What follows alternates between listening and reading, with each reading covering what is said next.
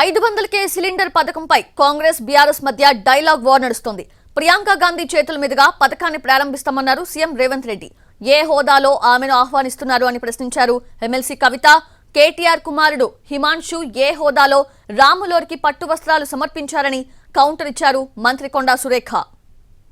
మంది ఆడబిడ్డలతోనే ప్రియాంక గాంధీ గారిని రప్పించి 1,00,000 మంది ఆడబిడ్డల సమక్షంలో సిలిండర్ 500 రూపాయల కార్యక్రమాన్ని తొందరలోనే మీ ప్రభుత్వం మన ప్రభుత్వం తీసుకోబోతుంది అని చెప్పి మా మిత్రులందరికీ నేను చెప్పదలుచుకున్నా. ప్రియాంక గాంధీ గారిని ఏ హోదాలో మీరు పిలుస్తా ఉన్నారు?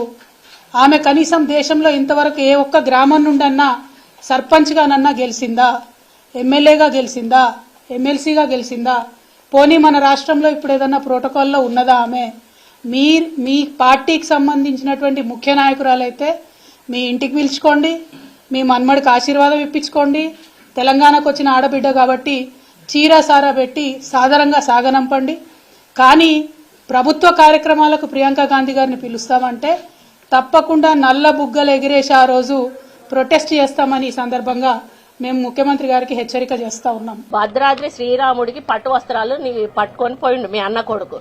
ఆయన ఏ హోదాలో పోయిండో దానికి ఒక్కదానికి ఆన్సర్ చెప్తే వీటన్నిటికీ కూడా ఆన్సర్ దొరుకుతుంది అనేది నేను తెలియజేస్తా ఉన్నాను. నేను ఈ వేదిక మీద నుంచి కవిత గారిని చెప్తా ఉన్నాను, అమ్మ నిలబడు, మళ్ళా నిజామాబాద్ నుంచి నిలబడతావా? ఒకవేళ ఆడ ఓడిపోయినా అని చెప్పి భయపడి ఇంకో దగ్గర నుంచి నిలబడతావా? ఎక్కడి నుంచి నిలబడతావో నిలబడతాలి. ఈసారి నిన్ను కూడా ఖచ్చితంగా మళ్ళీ ఇక తెలంగాణ ప్రజలు ఓడగొడతారు.